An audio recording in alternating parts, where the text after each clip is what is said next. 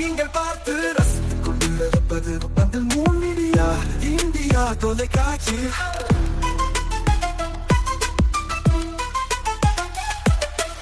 நீங்கள் பார்த்து ரசித்துக் கொண்டிருப்பது உங்கள் மீடியா இந்தியா தொலைக்காட்சி. நீங்கள் பார்த்து ரசித்துக் கொண்டிருப்பது உங்கள் மீடியா இந்தியா தொலைக்காட்சி. நீங்கள் பார்த்து ரசித்துக் கொண்டிருப்பது உங்கள் மீடியா இந்தியா தொலைக்காட்சி.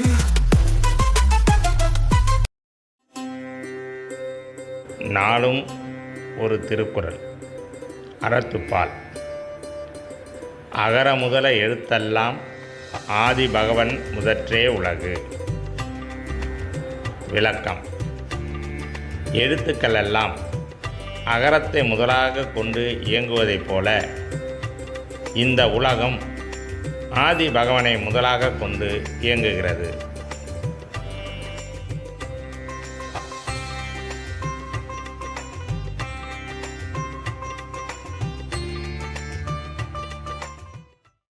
வணக்கம். மூன் மீடியா செய்திகள். இன்றைய தலைப்புச் செய்திகள். புதுச்சேரியில் பள்ளிகள் திறப்பு ஒத்திவைப்பு. வெயிலின் தாக்கம் காரணமாக முதல்வர் நடவடிக்கை. தேர்தல் முடிவு வந்து 1 மாதம் நிறைவு பெறும் நிலையில் அமைச்சரவை அமைக்காதது ஏன்? முதல்வர் ரங்கசாமிக்கு நாராயணசாமி கேள்வி. வில்லியனூர் திருக்காமேஸ்வரர் கோவில் திருத்தேரோட்டம். ஆளுநர், முதல்வர் உட்பட ஆயிரக்கணக்கான பக்தர்கள் வடம் பிடித்து இழுத்தனர். இனி விரிவான செய்திகள். தமிழகத்தில் தாவேகா அரசில் இடம்பெற்றுள்ள மற்ற கட்சிகளை விமர்சனம் செய்யாமல் திமுக, காங்கிரஸை மட்டுமே விமர்சனம் செய்வது ஏற்றுக்கொள்ள முடியாது என்றும், மேகதாதுவில் கர்நாடக அரசு அணை கட்டுவதற்கு எதிர்ப்பு தெரிவித்த தமிழக முதல்வர் பிரதமரை சந்தித்து மனு அளித்துள்ள நிலையில் புதுச்சேரி முதல்வர் ரங்கசாமி என்ன நடவடிக்கை மேற்கொண்டுள்ளார் என புதுச்சேரியின் முன்னாள் முதலமைச்சர் நாராயணசாமி கேள்வி எழுப்பியுள்ளார். புதுச்சேரியில் செய்தியாளர்களை சந்தித்த முன்னாள் முதல்வர் நாராயணசாமி, தேர்தல் தோல்விக்கு கூட்டணியில் உள்ள அனைத்து கட்சிகளும் பொறுப்பேற்க வேண்டிய நிலையில் காங்கிரஸ் கட்சியின் மீது சேற்றை வாரி பூசுவது போல் கூட்டணியில் இருந்த கட்சியினர் விமர்சனம் செய்து வருகின்றனர். கூட்டணியில் ஒற்றுமை இல்லாத காரணத்தினால்தான் தேர்தலில் தோல்வி ஏற்பட்டது. நாங்கள் முதுகில் குத்திவிட்டதாக எங்களை மட்டும் குறை கூறுகின்றனர். கூட்டணியில் இருந்த கட்சிகள் தோல்வி குறித்து சுய பரிசோதனை செய்து கொள்ள வேண்டும் எனவும், தோல்விக்கு பொறுப்பேற்கும் பெருந்தன்மை கூட்டணி கட்சி தலைவர்களுக்கும் இருக்க வேண்டும். அதை விடுத்து திமுக எங்களை மட்டும் குறை கூறுவது ஏற்றுக்கொள்ள முடியாது எனவும், திமுக புனிதர்கள் போலவும் காங்கிரஸ் துரோகிகள் போலவும் போன்ற ஒரு பிரமையை மக்கள் மத்தியில் ஏற்படுத்துகின்றனர். தமிழகத்தில் தாவேகா ஆட்சியில் காங்கிரஸ், விசிக, இந்தியன் யூனியன் முஸ்லீம் லீக் ஆகிய கட்சிகள் அமைச்சரவையில் இடம்பெற்றுள்ள நிலையில் காங்கிரஸை மட்டும் திமுக விமர்சனம் செய்வது ஏற்றுக்கொள்ள முடியாது என தெரிவித்த நாராயணசாமி, புதுச்சேரியில் தேர்தல் முடிந்து 1 மாத காலமாகியும் அமைச்சர்கள் பதவியேற்காமல் உள்ளதால் அரசு நிர்வாகம் ஸ்தம்பித்துள்ளது. தேர்தல் நடந்த மற்ற மாநிலங்களில் அமைச்சர்கள் பதவியேற்று அரசு நிர்வாகம் சீராக நடைபெற்று வரும் நிலையில் புதுச்சேரியில் இந்த கால தாமதத்திற்கு யார் காரணம் என்பதை முதல்வர் ரங்கசாமி மக்களுக்கு விளக்க வேண்டும் என்றவர், மேகதாதுவில் கர்நாடக அரசு அணை கட்டுவதை நாங்கள் முழுமையாக எதிர்க்கிறோம். இந்த விவகாரத்தில் தமிழக முதல்வர் விஜய் பிரதமரை சந்தித்து மனு அளித்துள்ள நிலையில் புதுச்சேரி முதல்வர் ரங்கசாமி இவ்விவகாரத்தில் இதுவரை என்ன நடவடிக்கை எடுத்துள்ளார் என அவர் கேள்வி எழுப்பினார்.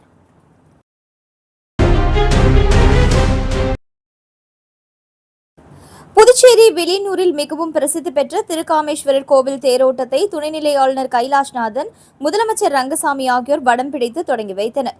தேரோட்டத்தில் புதுச்சேரி மற்றும் தமிழகத்தை சேர்ந்த ஆயிரக்கணக்கான பக்தர்கள் கலந்து கொண்டு சுவாமி தரிசனம் செய்தனர். புதுச்சேரி மாநிலம் வில்லியனூரில் மிகவும் பழமை வாய்ந்த பிரசித்தி பெற்ற திருக்காமேஸ்வரர் கோவில் உள்ளது. இந்த கோவிலில் ஆண்டுதோறும் வைகாசி மாதம் திருவிழா வெகு விமரிசையாக நடைபெறுவது வழக்கம். அதன்படி இந்த ஆண்டு கடந்த வைகாசி 6ஆம் தேதி கொடியேற்றத்துடன் விழா தொடங்கியது. இதனையொட்டி தினமும் சுவாமிக்கு பல்வேறு சிறப்பு அபிஷேகங்களுடன் சிறப்பு பூஜைகள் நடைபெற்றது. தினமும் இரவில் சுவாமி வீதி உலா வந்து பக்தர்களுக்கு காட்சியளித்தார். விழாவின் முக்கிய நிகழ்ச்சியான தேரோட்டம் இன்று காலை 8:10 மணி அளவில் நடைபெற்றது. விழாவில் துணைநிலை ஆளுநர் கைலாஷ்நாதன், முதலமைச்சர் ரங்கசாமி, அமைச்சர் நமச்சிவாயம், தொகுதியின் சட்டமன்ற உறுப்பினர் ரவிக்குமார், சட்டமன்ற உறுப்பினர் கார்த்திகேயன், முன்னாள் சேர்மன் பாலமுருகன் ஆகியோர் கலந்து கொண்டு வடம் பிடித்து தேரோட்டத்தை தொடங்கி வைத்தனர். முதலில் விநாயகர் தேர் இழுத்து செல்லப்பட்டது.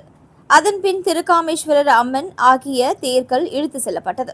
இந்த தேர் திருவிழாவில் வில்லியனூர் பகுதி மக்கள் மட்டுமல்லாமல் புதுச்சேரி, கடலூர், விழுப்புரம் ஆகிய ஊர்களில் இருந்தும் சுற்று வட்டார கிராமங்களில் இருந்தும் ஆயிரக்கணக்கான பக்தர்கள் கலந்து கொண்டு பக்தியுடன் சுவாமி தரிசனம் செய்தனர்.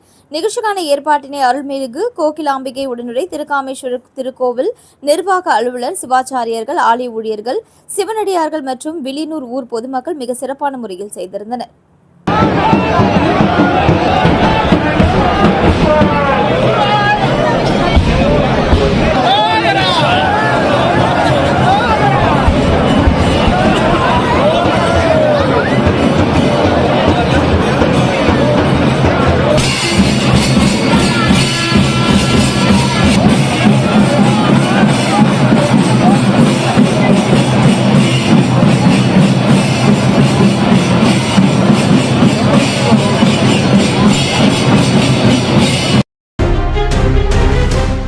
வாழும் போதும் வாழ்க்கைக்கு பிறகும் பணம் உங்களுக்கு பெருகிக் கொண்டே இருக்கும். அனைவருக்கும் புதிய வாய்ப்பு. நீங்கள் உழைக்கும் குணம் கொண்டவரா? அப்படியானால் நீங்கள் நேர்மையுடன் முதலீடு இல்லாமல் சம்பாதிக்க அரிய வாய்ப்பை நாங்கள் தருகிறோம். மேலும் எரிவாயு godown, super market, solar plant அமைத்து பணம் சம்பாதிக்கலாம். முக்கியமாக முதலீடு இல்லாமல் வருமானம் வரும் வாய்ப்பு. வயது வேறுபாடின்றி, கல்வி தகுதியின்றி அனைவரும் இணைந்து பணம் சம்பாதிக்கலாம். வாருங்கள், LDBS பஜார் உங்களை அன்போடு வரவேற்கிறது. எங்களுடன் இணைந்து நேர்மையான முறையில் பணத்தை சம்பாதியுங்கள்.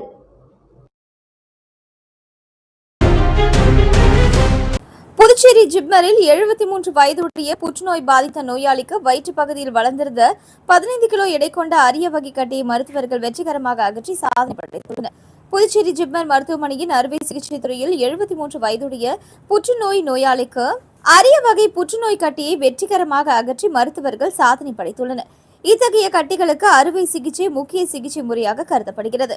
கடந்த மே 16ஆம் தேதி வயிற்று வலி, மூச்சு திணறல் மற்றும் வயிற்று பகுதியில் வீக்கம் காரணமாக கள்ளக்குறிச்சியை சேர்ந்த 73 வயதுடைய நோயாளி ஜிப்மரில் அனுமதிக்கப்பட்டார்.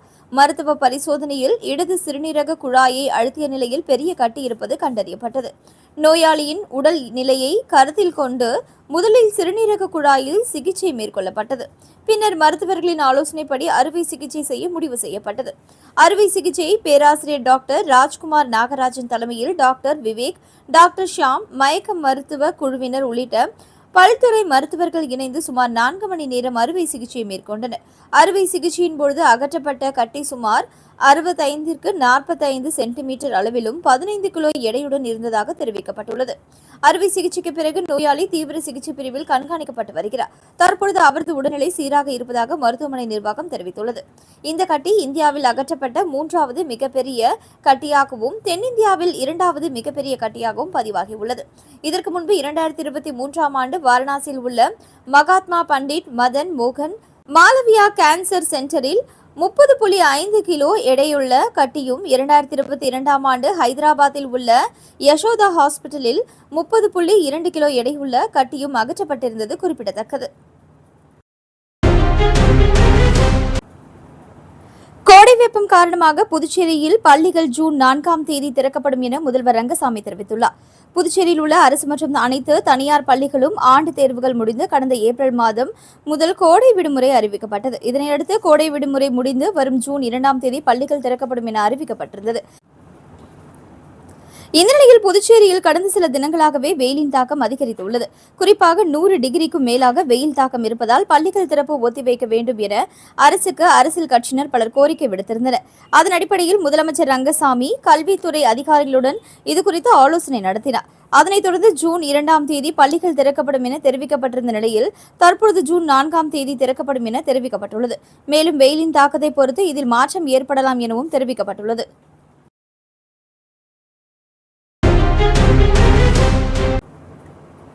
புதுச்சேரி பிரெஞ்சு ஆசிரியர்கள் சங்கம் மற்றும் புதுச்சேரி பல்கலைக்கழக ஓய்வு பெற்ற பிரெஞ்சு துறை பேராசிரியர் பன்னீர்செல்வம் தலைமையில் பிரெஞ்சு மொழி அவசியம் குறித்து மௌன ஊர்வலம் நடத்தினர். மத்திய அரசின் புதிய கல்விக் கொள்கை அமலாக்கத்திற்கு பிறகு சிபிஎஸ்இ பாடத்திட்டத்தில் பிரெஞ்சு மொழிக்கு வழங்கப்பட்டு வந்த முக்கியத்துவம் குறைக்கப்பட்டு வருகிறது. இதையடுத்து புதுச்சேரி பிரெஞ்சு ஆசிரியர்கள் சங்கம் மற்றும் புதுச்சேரி பல்கலைக்கழக ஓய்வு பெற்ற பிரெஞ்சு துறை பேராசிரியர் பன்னீர்செல்வம் தலைமையில் மௌன ஊர்வலம் நேற்று மாலை காமராஜர் சிலையில் துவங்கி ராஜா தியேட்டர் சிக்னல், நேரு வீதி, மிஷின் வீதி வழியாக சட்டசபை அருகே ஆம்பூர் சாலையில் முடிந்தது. ஊர்வலத்தில் பிரெஞ்சு மொழியின் முக்கியத்துவத்தை வலியுறுத்தும் பதாகைகளை ஏந்தி சென்றனர். தொடர்ந்து பேரணியில் ஈடுபட்ட பிரெஞ்சு ஆசிரியர்கள் சங்க பிரதிநிதிகள் முதல்வர் ரங்கசாமியை சந்தித்து கோரிக்கை மனுவை அளித்தனர். ஏற்பாடுகளை சங்க தலைவர் ஆரோன், செயலாளர் புவனேஸ்வரி, ஆசிரியை நிவேதா மற்றும் நிர்வாகிகள் செய்திருந்தனர். வாழும் போதும் வாழ்க்கைக்கு பிறகும் பணம் உங்களுக்கு பெருகிக் கொண்டே இருக்கும். அனைவருக்கும் புதிய வாய்ப்பு. நீங்கள் உழைக்கும் குணம் கொண்டவரா? அப்படியானால் நீங்கள் நேர்மையுடன் முதலீடு இல்லாமல் சம்பாதிக்க அரிய வாய்ப்பை நாங்கள் தருகிறோம். மேலும் எரிவாயு godown, super market, solar plant அமைத்து பணம் சம்பாதிக்கலாம். முக்கியமாக முதலீடு இல்லாமல் வருமானம் வரும் வாய்ப்பு. வயது வேறுபாடின்றி, கல்வி தகுதியின்றி அனைவரும் இணைந்து பணம் சம்பாதிக்கலாம். வாருங்கள், LDBS பஜார் உங்களை அன்போடு வரவேற்கிறது. எங்களுடன் இணைந்து நேர்மையான முறையில் பணத்தை சம்பாதியுங்கள்.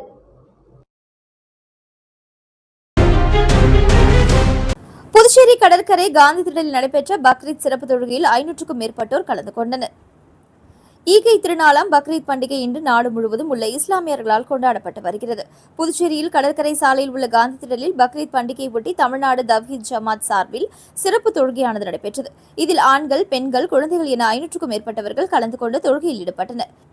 இதேபோல புதுச்சேரியில் உள்ள குத்பா பள்ளி, மீரா பள்ளி, நெல்லித்தோப்பு பள்ளி மற்றும் காரைக்காலில் உள்ள பெரிய பள்ளிவாசல் உள்ளிட்ட 100க்கும் மேற்பட்ட பள்ளி வாசல்களில் இன்று காலை முதல் சிறப்பு தொழுகை நடைபெற்றது.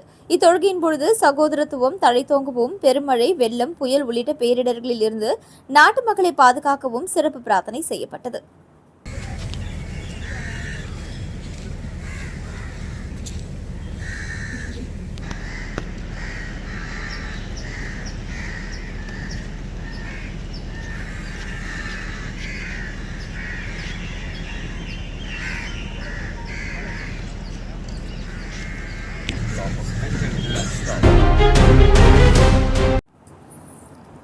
புதுச்சேரியை அடுத்த மொரட்டாண்டி பகுதியில் அமைந்துள்ள ஸ்ரீ மகா பிரத்யங்கரா காளி அம்மனுக்கு அக்னி நட்சத்திர தோஷ நிவர்த்தியாக 42 வகையான அபிஷேகங்கள் நடைபெற்றது. புதுச்சேரி அடுத்த தமிழக பகுதியான மொரட்டாண்டி பகுதியில் அமைந்துள்ளது ஸ்ரீ மகா பிரத்யங்கரா காளி கோவில். இத்திருக்கோவிலில் உலக நலனை முன்னிட்டு தொடர்ந்து 24 மணி நேரம் இடைவிடாத அக்னி நட்சத்திர தோஷ நிவர்த்தி அபிஷேகம் நடைபெற்றது. நல்லெண்ணெய், குங்குமம், கஸ்தூரி மஞ்சள், இளநீர், 1008 லிட்டர் பால், 1008 லிட்டர் தயிர், தேன் உள்ளிட்ட 42 வகையான வாசனை திரவியங்கள் கொண்டு மகா அபிஷேகம் நடைபெற்றது. தொடர்ந்து யாகசாலையில் வைக்கப்பட்ட 108 கலச அபிஷேகம் நடைபெற்றது. இதில் பல்வேறு பகுதியில் இருந்து பக்தர்கள் கலந்து கொண்டு பிரத்யங்கரா தேவியை வழிபட்டு சென்றனர். தமிழக முதல்வர் ஆணைக்கிணங்க புதுச்சேரியில் உலக பட்டினி தினத்தை முன்னிட்டு பொதுமக்களுக்கு அறுசுவை உணவு வழங்கப்பட்டது.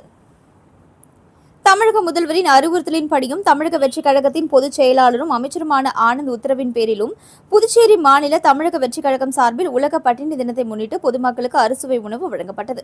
தளபதி விஜய் ஒருநாள் மதிய உணவு சேவையகம் திட்டத்தின் மூலம் புதுச்சேரி இருதய ஆண்டவர் தேவாலயம் அருகில் பொதுமக்களுக்கு அறுசுவை உணவு வழங்கும் நிகழ்ச்சி நடைபெற்றது.